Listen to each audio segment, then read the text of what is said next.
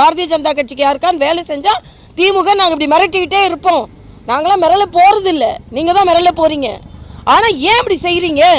ஆக இதை பொதுமக்களுக்கு தெரிய வைக்க வேண்டியது எனது கடமை. பொதுமக்கள் நீங்க பூத் கேப்சரிங் நான் பண்ண வந்தீங்கன்றது பொதுமக்களுக்கு தெரிய வைக்கிறது எனது கடமை. அதே மாதிரி அவர் அடிச்சு விரட்டினீங்கன்னு சொன்னது எனது கடமை.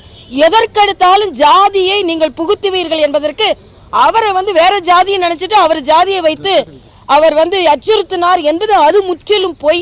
இங்கே உள்ள சட்டமன்ற உறுப்பினர் சொன்னது. அதனால தான் அவரோட சர்டிஃபிகேட்டை நாங்கள் வாங்கினோம். அவர் நீங்கள் நினைக்கிற மாதிரிலாம் இல்லை.